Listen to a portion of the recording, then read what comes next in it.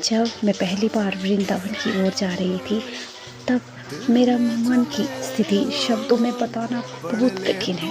जैसे जैसे गाड़ी वृंदावन की ओर बढ़ रही थी, वैसे वैसे मेरा मन भीतर से बहुत भावुक हो रहा था। ऐसा लग रहा था कि मैं किसी साधारण स्थान की यात्रा नहीं, बल्कि अपनी आत्मा के सच्चे घर की ओर जा रही हूँ। रास्ते पर मेरा मन में बार बार एक ही विचार उठ रहा था, राधे रानी, मैंने ऐसे कौन से पुण्य कर्म किए होंगे कि आपने मुझे अपने धाम बुला लिया।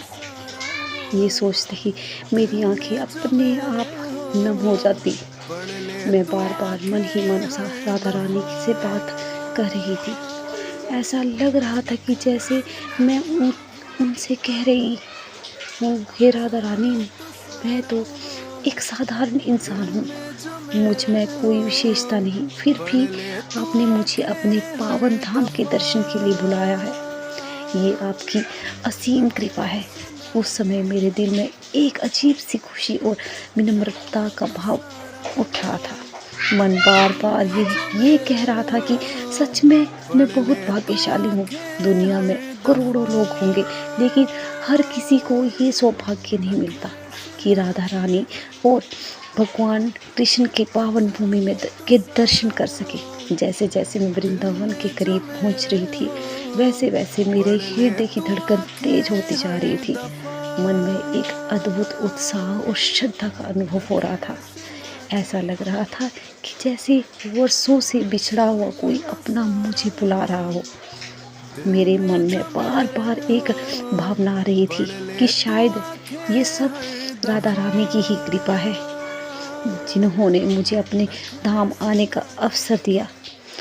रास्ते भर में यही सोचती रही कि इस दुनिया में बहुत से लोग हैं जो वृंदावन जाने की इच्छा रखते हैं, लेकिन सबको ये अवसर नहीं मिल पाता। उस समय मेरे मन में ये भाव और भी गहरा होता चला गया। सच में मैं करोड़ों में एक हूँ जिसे राधा रानी अपने धाम बुलाया है।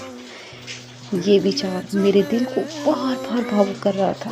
मेरी आंखों में आंसू आ रहे थे, लेकिन वे आंसू दुख के नहीं, बल्कि खुशी और भक्ति के थे। मेरे मन में ये भी विचार आ रहा था कि वृंदावन केवल एक शहर नहीं, ये तो प्रेम और भक्ति का सागर है, जहाँ की हर गली हर कण भगवान कृष्ण और राधा रानी की लीला बसती है। जब मैं ये सोचती थी कि कुछ ही समय बाद मैं उनकी पवित्र भूमि में कदम रखने वाली हूँ, तो मेरे रोम रोम में एक अलग ही ऊर्जा भर जाती थी। रास्ते में चलते हुए मैं मन ही मन राधा रानी से प्रार्थना कर रही थी, हे राधा रानी, जब मैं आपके धाम पहुँचूंगी तो मुझे अपनी कृपा की एक झलक जरूर देना। मुझे अपने चरणों की धूल का स्पर्श करने का सौभाग्य देना।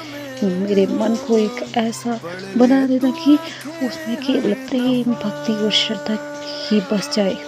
उस समय मुझे ऐसा भी लग रहा था कि जैसे राधा रानी मेरे मन की हर बात सुन रही हो। मन में जो भी भाव उठ रहे थे वो सीधे उनके चरणों तक पहुंच रहे थे। मेरी आत्मा में एक गहरी शांति का अनुभव हो रहा था।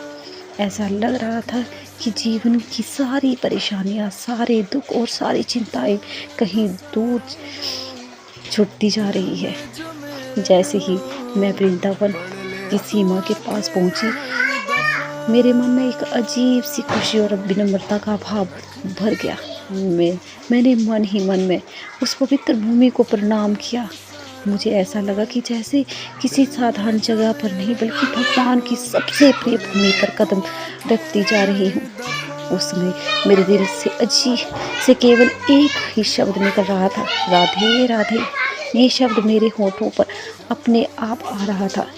ऐसा लग रहा था कि जैसे वृंदावन की पवित्र भूमि हवा इस नाम से भरी हुई है। मैंने मन ही मन फिर से राधा रानी से कहा, हे राधा रानी, मैं जानती हूँ कि मैं इस योग्य नहीं कि आपके धाम आ सकूं, लेकिन ये आपकी कृपा है कि आपने मुझे यहाँ बुलाया। कृपा मुझे अपनी भक्ति में हमेशा बनाए रखना। मेरे जीवन को ऐसा बना देना कि मैं हर समय आपका नाम लेती रहूं और आपके प्रेम को अपने हृदय में बसाए रखूं। ये यात्रा पल भर में मुझे महसूस करा रही थी कि ये केवल एक यात्रा नहीं बल्कि मेरी आत्मा का सबसे सच्चा घर है। वृंदावन की ओर जाते हुए मेरा दिल प्रेम, भक्ति और कृतज्ञता से भर गया था। मुझे ऐसा लग रहा था मेरी ज़िंदगी का एक सबसे सुंदर और पवित्र सपना पूरा होने जा रहा है। उस समय मेरे मन में बस एक ही भाव था कि सच में मैं बहुत किस्मत वाली हूँ। करोड़ों लोगों में से मुझे ये अवसर मिला है। मैं वृंदावन की पावन भूमि के दर्शन करने जा रही हूँ। ये सोचकर मेरा हृदय बार बार राधा रानी के प्रति कृतज्ञता से भर रहा था।